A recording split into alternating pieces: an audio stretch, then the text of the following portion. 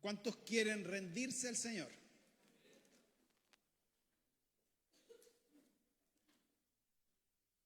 Le damos gracias, Señor,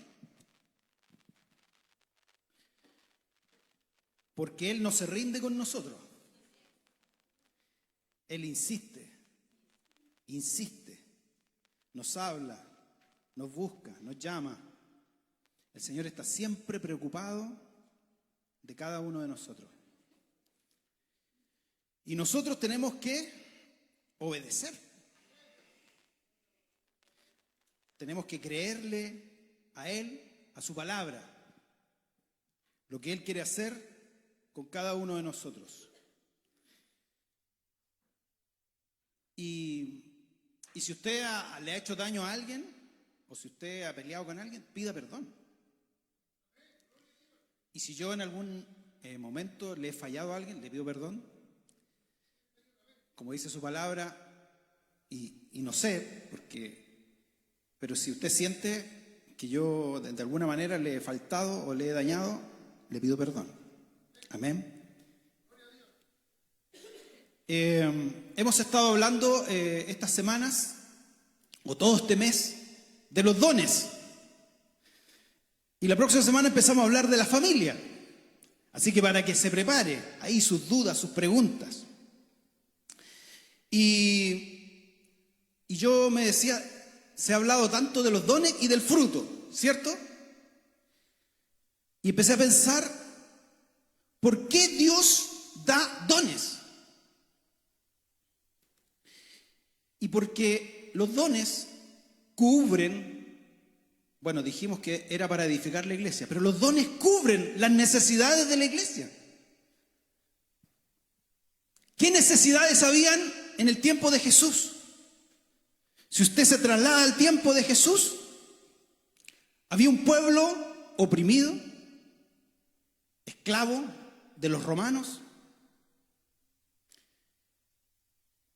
cargado de impuestos, de abusos. Y me parece que alguna vez lo dije, pero en ese tiempo la sociedad no se orientaba al pobre, ni al desvalido. Los pensadores, las políticas eran todas orientadas al sabio, al poder, pero nadie se iba a preocupar de una viuda, de un huérfano, de un hambriento, de un enfermo. Y lo que hizo Jesús fue cambiar el paradigma, porque dijo: yo no he venido a los sanos, yo vengo a los enfermos, a los que tienen necesidades. Y el evangelio comenzó a correr. ¿Y eran necesarios los dones? Sí, eran necesarios. Por ejemplo, para validar el mensaje. ¿Quién conocía a Jesús en ese tiempo? Los judíos conocían de Dios, pero Jesús era la revelación del Padre. Pero había que predicar el evangelio. Entonces vinieron los dones de milagros, de sanidades, para validar que ese mensaje que se estaba entregando era un mensaje verdadero. ¿Qué le dice Nicodemo a Jesús? Nadie podría hacer esto si no viniera de parte de Dios. Entonces esos dones de sanidades, de milagros, eran para validar el mensaje del evangelio. La gente estaba sufriendo. ¿Y qué hicieron los primeros cristianos? Dice que vendieron sus cosas. Es el don de dar, de repartir. ¿Para qué? Para que no faltara. El don de servir para ayudar a los que estaban necesitados. También hubo confusión, porque dicen que Jesús resucitó. ¿Y cuándo alguien ha resucitado? Que Jesús es Dios y Dios es uno. Y vino confusión en el primer tiempo, y por eso el Espíritu Santo les dio palabra de sabiduría, palabra de ciencia, discernimiento, para combatir la confusión. La gente necesitaba que se le guiara, que se le enseñara, que se le hablara de parte de Dios. Y el Espíritu Santo puso pastores, maestros, profetas. Había que llevar el mensaje del Evangelio a todo el mundo. Y ahí estaban los apóstoles. La palabra apóstol es enviado. Y la traducción actual de apóstol es misionero. ¿Y qué dones necesitaba alguien que tenía que ir a todo el mundo? Tenía que tener dones de lenguas.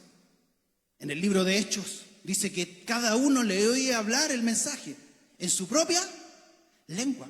Interpretación de lenguas. Porque Dios dio dones, porque habían necesidades. Era una iglesia emergente y eran necesarios esos dones. Yo también dije que esa no es una lista exhaustiva. A nosotros nos gustan los dones místicos.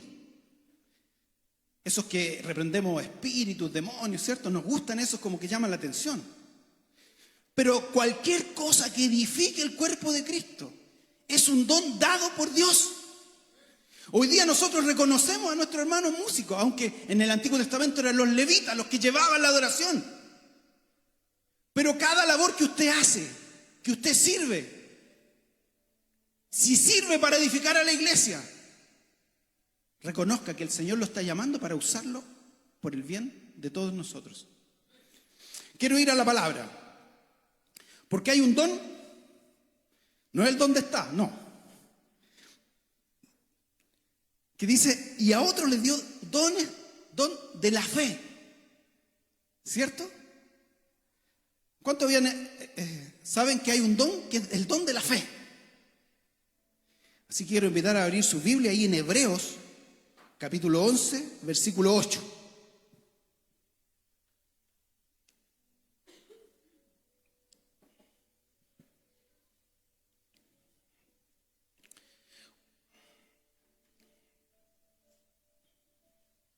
Si lo encontró, puede ponerse en pie, pueden abrir ahí sus celulares, eso, los que son más modernos. Yo soy fiel a mi generación, todavía aquí con el texto, con el papel. Hebreos capítulo 11, versículo 8, dice así: por la fe, Abraham, siendo llamado, obedeció para salir al lugar que había de recibir como herencia. Y salió sin saber a dónde iba. Padre, gracias, Señor. Señor, en este día, dirige mi vida a través de tu Espíritu Santo para alimentar, para sanar, para animar, para liberar, para ayudar al crecimiento de esta iglesia, de todos los que me escuchan en este día. Señor, todo es para tu gloria y tu honra. En nombre de Jesús. Amén. Tome asiento. Hay una fe que es la fe de salvación. Que cuando a usted le dijeron que Dios le amaba, que Dios entregó a su Hijo unigénito para que usted tuviera vida eterna, que Jesús lo perdona y murió por todos sus pecados. ¿Y usted creyó eso? Esa verdad, ese mensaje. Esa es la fe de salvación. Si usted creyó, tuvo fe en Jesús que lo salvó. Pero la Escritura habla de otro don, que es el don de la fe. Y la palabra fe viene de la palabra pistis en griego. Y la palabra pisteu, sí, pisteu. Y la palabra conocimiento es pistis. O sea, deriva de la misma palabra de conocimiento. Es este saber, de este relacionarse, de conocer. El don de la fe tiene que ver con aquellos que saben, conocen, intiman con Dios de tal manera que son capaces de saber lo que Dios va a hacer en ciertas circunstancias. Si usted sabe lo que Dios va a hacer porque usted lo conoce, porque usted cree en Él, entonces usted tiene el don de la fe. y ejercítelo. Ahora, si lo que usted dice que va a ocurrir no ocurre, entonces tiene que pedir perdón. Porque eso no era de Dios, porque lo que es de Dios ocurre. Amén. Y aquí vemos a Abraham, ¿cierto? Que Dios lo llama y dice que él salió por la fe. Y esa fe es esta seguridad, esta certeza, esta confianza en Dios acerca del futuro. No es acerca del pasado, es acerca de lo que viene.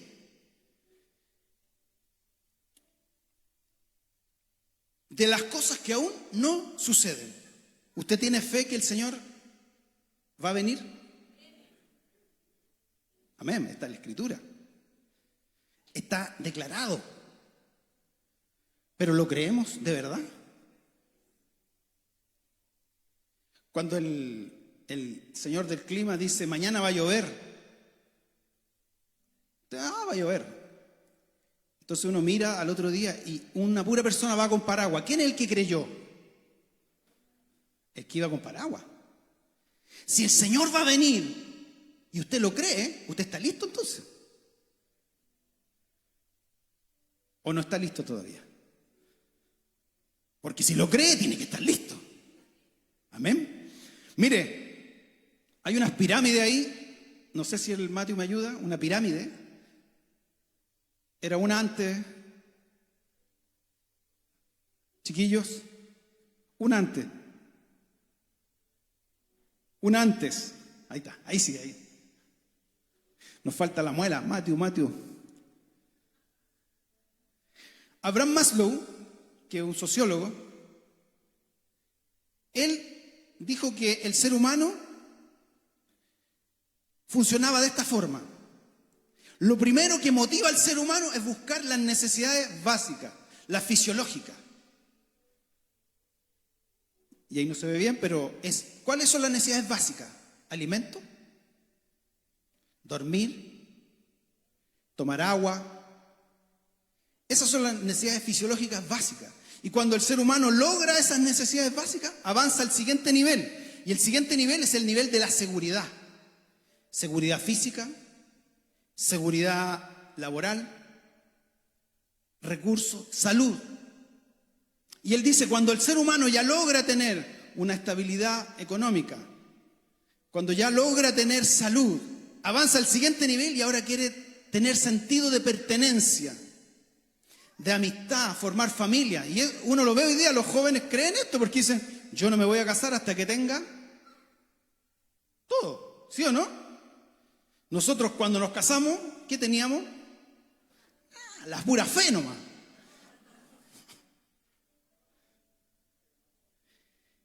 Te amo. Y no se levantan ni para trabajar, ¿cierto?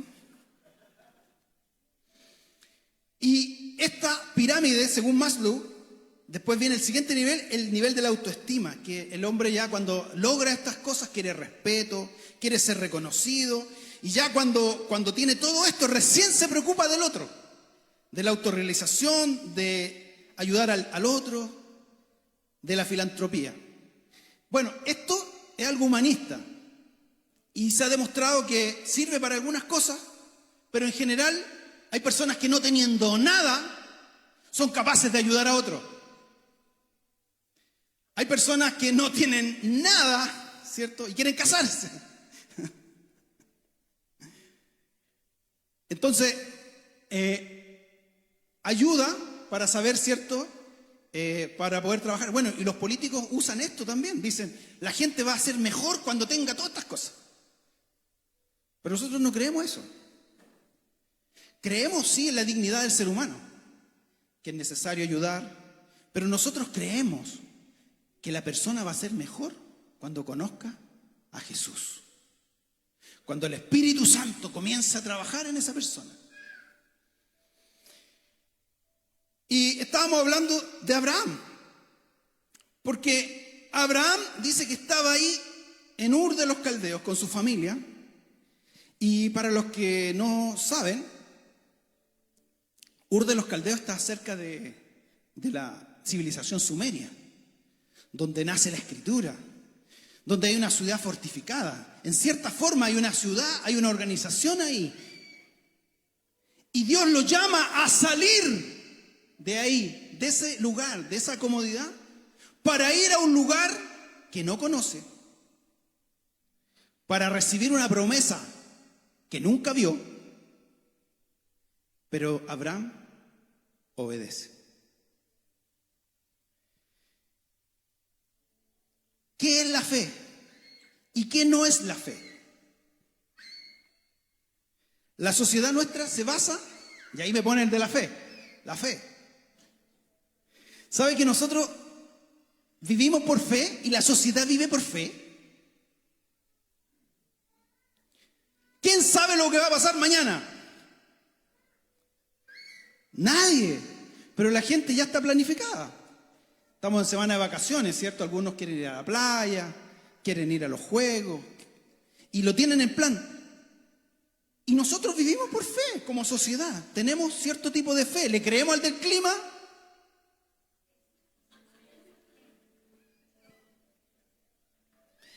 Pero por ejemplo, ¿usted sabía que la Tierra gira alrededor del Sol? ¿Lo sabe o lo cree? ¿Pero usted ha estado ahí?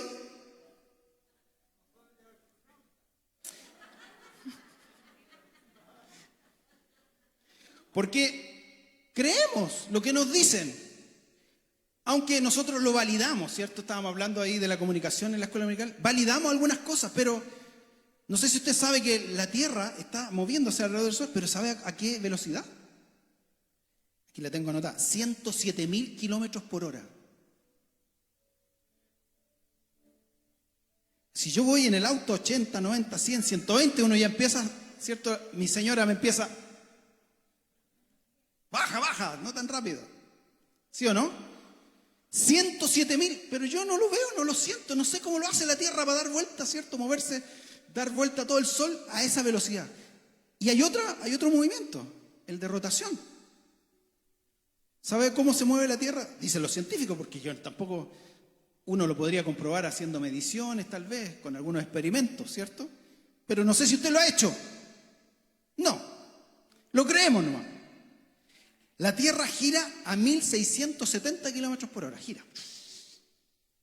Y a mí el pelo, mire, se me cae por otras cosas, pero no por eso. Cuando el médico le dice a usted, tómese este remedio, le va a hacer bien. ¿Se lo toma o no se lo toma? Bueno, los porfiados no se lo toman. Pero confiamos en los médicos. A mí el médico me dijo, hay que operarte del hombro. Yo dije, ya, pues. Porque yo no soy experto en esto.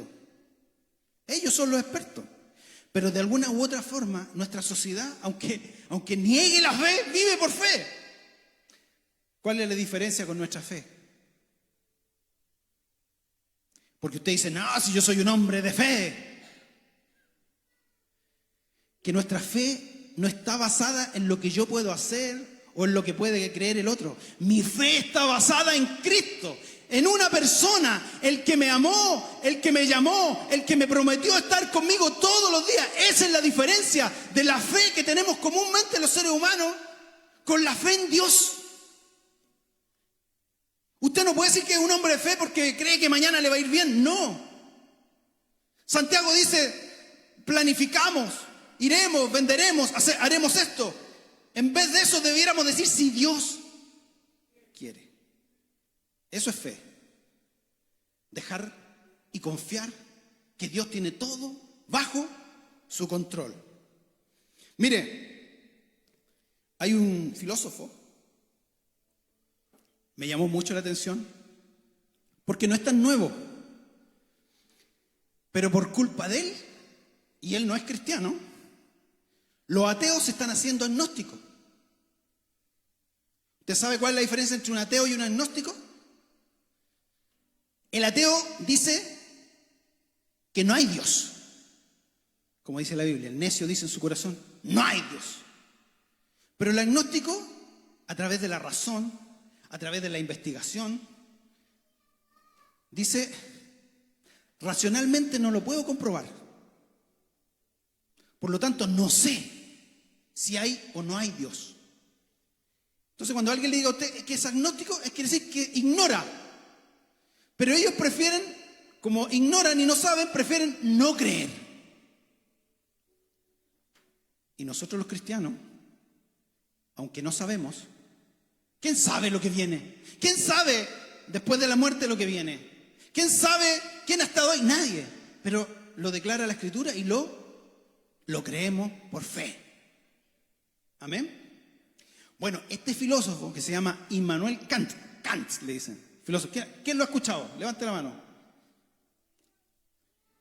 Él dice, y él echó por tierra a todos los ateos.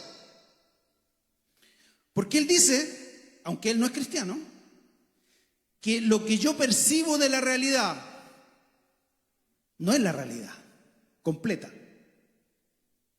Por ejemplo, supongamos el color rosado de ahí derramaré de mi espíritu. Tenemos una convención que ese color, bueno, alguien lo podrá ver un poquito diferente, ¿cierto? Yo lo veo rosado, para mí, porque los hombres somos primarios, ¿cierto? Los colores. Y usted me va a decir, sí, rosado, ¿sí o no? ¿Podemos convenir eso, no? Pero ¿cómo sabe usted qué color estoy viendo yo?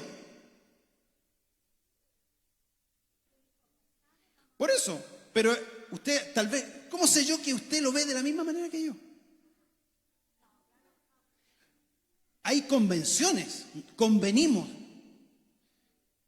Y Immanuel Kant dice, lo que yo percibo de la realidad tiene que ver con mis sentidos.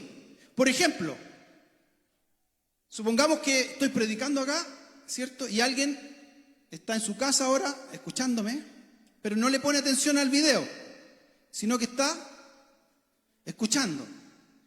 ¿Esa es toda la realidad? ¿Vio todo? ¿Supo todo lo que pasó? ¿Supo que yo miraba para abajo el papel? No. Entonces percibió con el oído parte de la realidad. Con la vista también captamos parte de la realidad. Pero él dice, por ejemplo, todos tenemos... ¿Quién tiene mascota aquí? Nosotros sabemos que tiene hambre, le damos su comida, lo llevamos al veterinario, lo cuidamos, si tiene frío sabemos. Pero ¿quién sabe cómo mira la mascota? ¿Quién sabe cómo siente la mascota? Son cosas que no sabemos. Mire, antes de que, por el año 1700, ya estábamos en la época moderna, donde la razón era la base de la sociedad. Los científicos decían que todos los cisnes eran blancos. Y de repente descubrieron Australia, 1700 más o menos, y en Australia habían cisnes negros.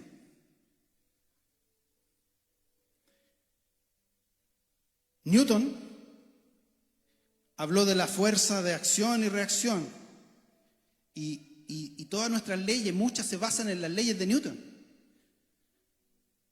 Pero Einstein dijo, ¿y si nos moviéramos a la velocidad de la luz, qué pasaría? Y todas las leyes de Newton quedaron no obsoletas, sino que es parte de la realidad, pero le faltaba algo. Entonces hay un mundo que no conocemos. Hay otros mundos. Pero ¿quién ha estado ahí? La ciencia puede percibir con nuestros sentidos y hoy día inventamos ciertas cosas para ir descubriendo qué hay bajo el mar. No sabemos, porque se puede llegar hasta cierta profundidad y después ya no se sabe. Entonces Immanuel Kant dice, nuestra ciencia, aunque no es incorrecta porque podemos convenir cosas, le falta saber cosas que nunca vamos a llegar a saber, tal vez.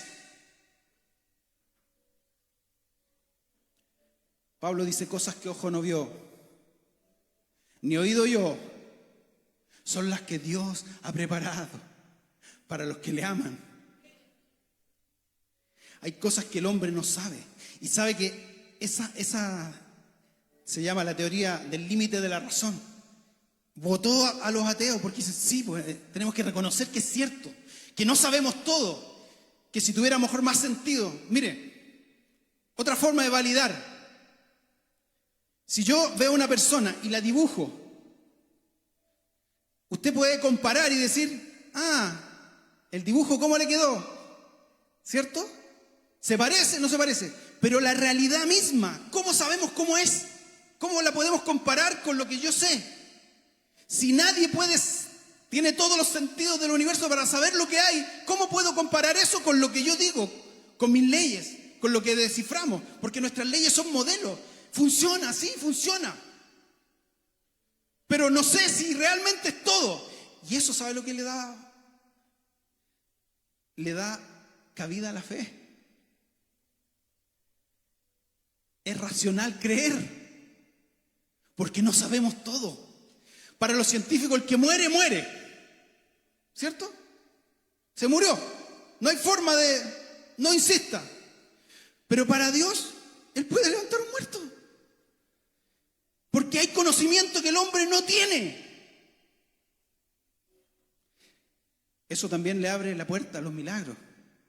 Cosas que ocurren y que salen de fuera de sí.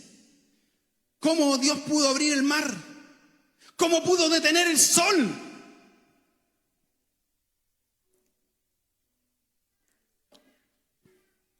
Y eso lo creemos por fe. Entonces el ateo dice, ¿qué hay después de la muerte? Nada, dice. Y el agnóstico, no sé. Y nosotros decimos, hay vida eterna en Cristo Jesús. Y separación, muerte eterna para los que no creen. Bueno, ahí hay un argumento, no se lo voy a decir, investíguelo. Pascal dijo, ¿qué pierdo si creo?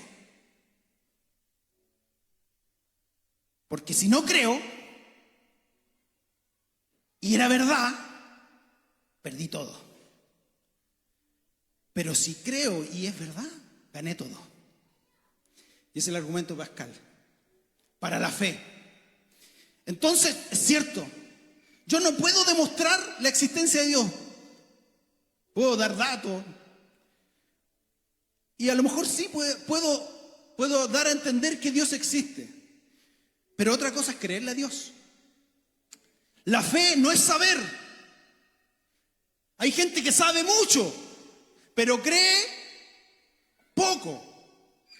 La fe no es ser optimista, me va a ir bien. No, eso es confiar en uno mismo. Hay que confiar en Dios. La fe no es mi actitud, mis emociones, es que yo sé, lo siento. No, creer es creerle al Señor, creer a su palabra. Mire, hay un pastor que dice, lo que yo creo no es lo que digo. Porque a veces decimos, yo creo esto, creo esto, creo esto. Lo que tú realmente crees es lo que haces. Por más que tú digas que amas a Dios y no lo buscas, entonces no lo amas. Por más que digas que crees en Dios y no le haces caso a su palabra, entonces no crees. El Liam.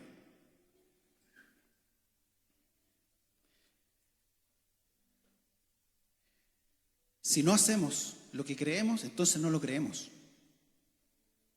Porque si usted cree que la micro va a pasar en 5 minutos, ¿qué hace usted? Sí, pues la espera. O si está todavía no está en el lugar, se va rápido, ¿cierto? Pero si usted dice, no, la micro va a pasar y no la va a buscar, entonces no lo creía tanto. Nosotros a veces nos pasa eso, hermano.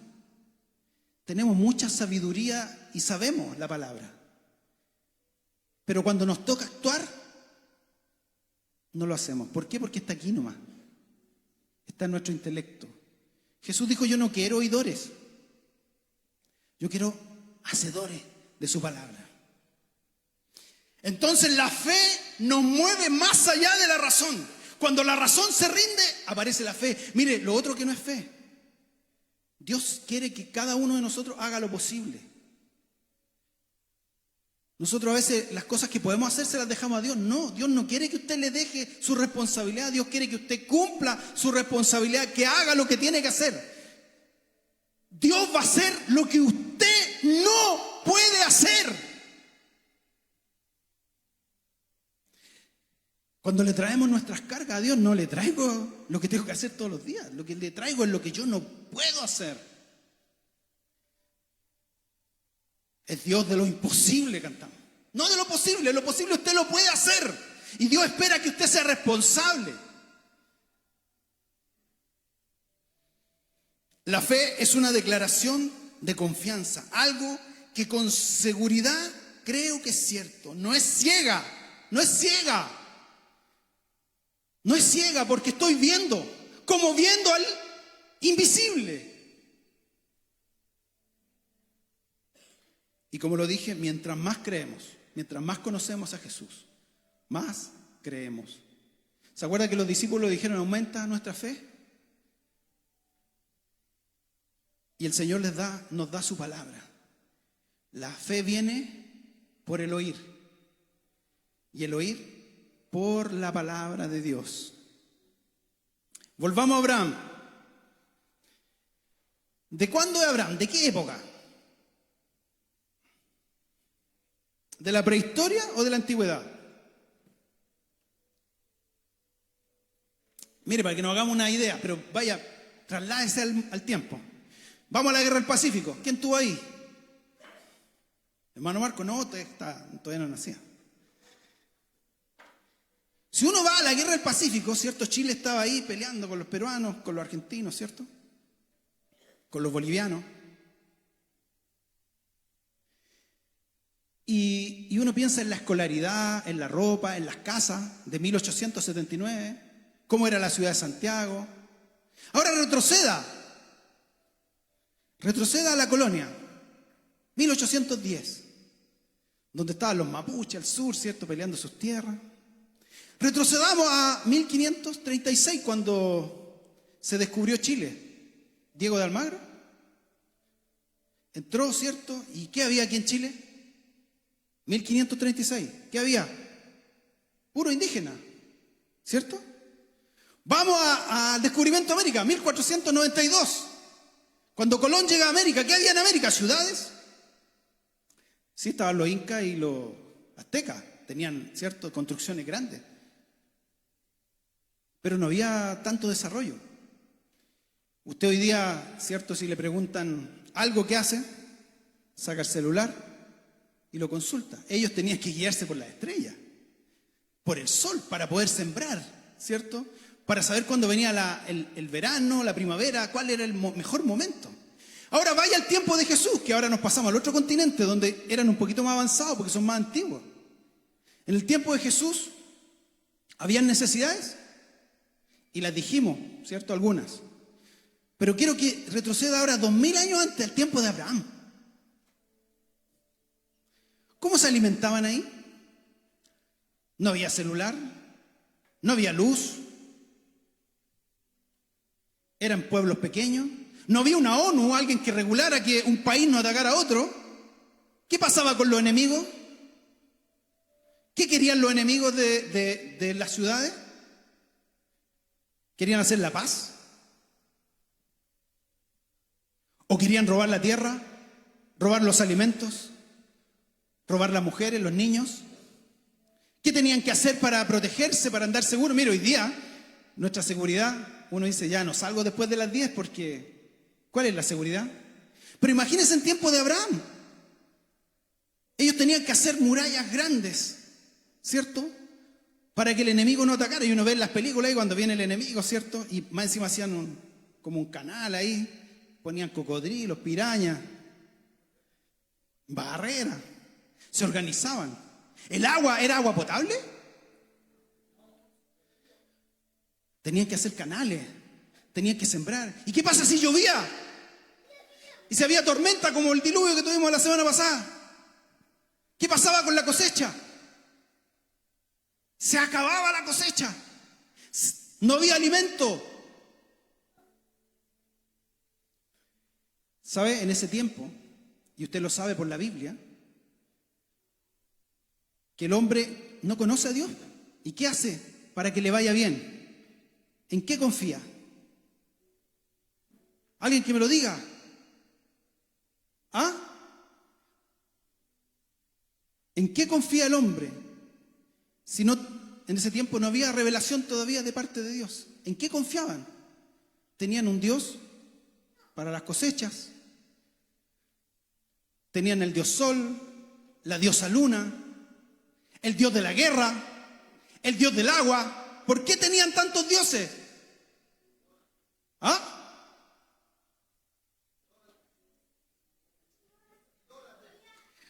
Eran politeístas, pero ¿sabe qué eso? ¿Por qué pasaba, hermano Claudio? Porque habían necesidades. Y el ser humano se sentía en ese tiempo, imagínense, en el tiempo de Abraham, 4000 años antes. Tenía necesidades que no podía suplir y él dependía de esos dioses. Él creía que esos dioses le iban a ayudar, el Dios del trueno, el Dios del rayo. ¿Y por qué me gusta Abraham? Porque Dios le dice: sal de tu tierra y de tu parentela y vete a la tierra que yo te voy a dar. Y como dice Hebreos, que Abraham salió sin saber. Y me gusta, y estoy terminando casi, no me crean, ¿no? Porque en Génesis 17:1 Dios le dice a Abraham, y lo voy a leer para no equivocarme: era Abraham de 99 años cuando se le apareció Dios y le dijo: yo soy el Shaddai. La Biblia suya va a decir el Dios Todopoderoso. Pero si usted busca qué es Shaddai, es el Dios todo suficiente, el que está contigo siempre, el que está por sobre todo, el que cubre todas tus necesidades. Ya no necesitas esos dioses falsos. Yo soy el Shaddai, el Dios Todopoderoso. ¿Sabe cuál era la necesidad más imperante para Abraham? Dice que él se acostaba todos los días y sufría porque tenía riqueza.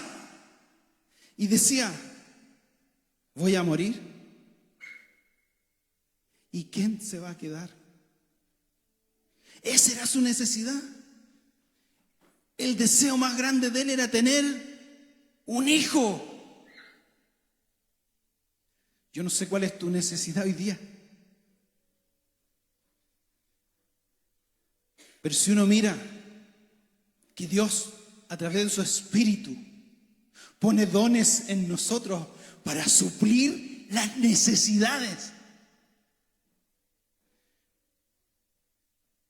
Dios le dijo a Abraham: yo soy el Shaddai, el Dios Todopoderoso. Y Abraham creyó a Dios y salió. Y Dios le dio un hijo.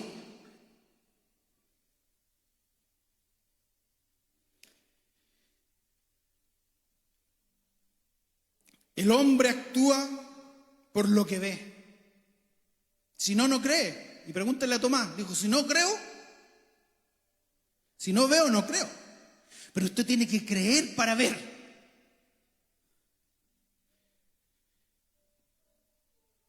En Hebreos 11:17 dice: por la fe Abraham, cuando fue probado, ofreció a Isaac. Y él le había recibido las promesas y ofrecía a su unigénito. Mire, lo único que quería era un hijo. Y de repente Dios le pide al hijo. Porque era la costumbre de esa época.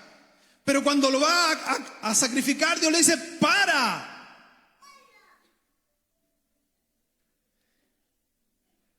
Porque yo no soy como esos dioses falsos que exigen sangre humana.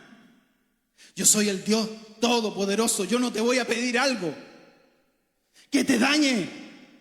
Yo no te voy a pedir algo que sufras. Sino que lo que Dios nos pide es para nuestro propio bien, aunque no nos guste, aunque a veces nos moleste. Dios quiere lo mejor para nosotros. Mire, ¿Qué problemas tiene usted? ¿Salud? ¿Cuáles son los problemas que estamos pasando hoy día? ¿Quién tiene un problema apremiante, algo que es difícil? Levante la mano de resolver. Tal vez un problema de salud, enfermedad, diabetes, colesterol alto, hipertensión, huesos, músculos, tendones, problemas económicos. ¿Cuáles son nuestros problemas hoy día? El pastor oraba. ¿Cuántos están endeudados? Con problemas en el trabajo. No llegan a fin de mes. Con enfermedades psicológicas o emocionales. Soledad, depresión, ansiedad, crisis de pánico. Problemas familiares. Separaciones. Hijos rebeldes. Adicciones. Violencia intrafamiliar. Abuso. Problemas sexuales. ¿Cuántos tienen que cambiarse de carrera? Quiero terminar. Al igual que Abraham,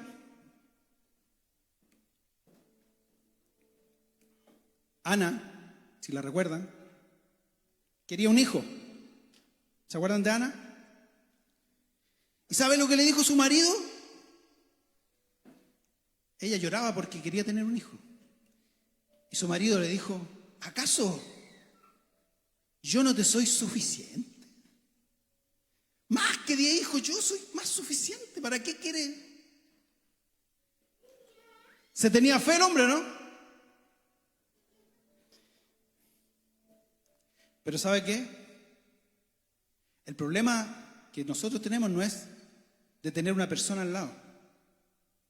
El problema nuestro es que Jesús tiene que estar a nuestro lado. Es que Jesús tiene que estar dentro de nuestro corazón.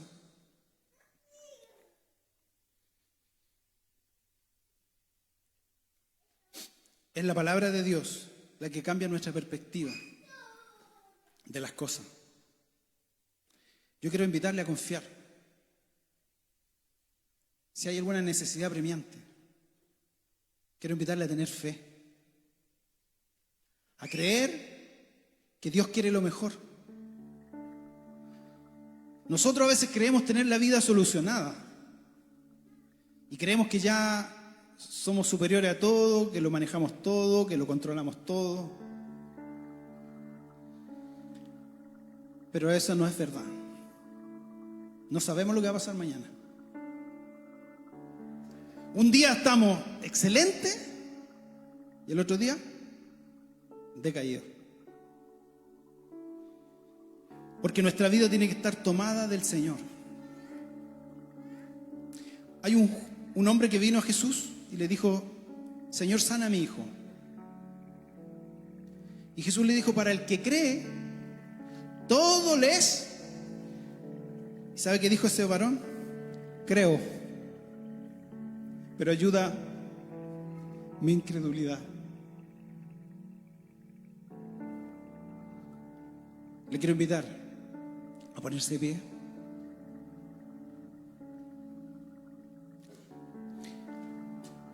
Y si quiere que el Señor le aumente la fe, vamos a orar. Levante su mano si tiene una necesidad.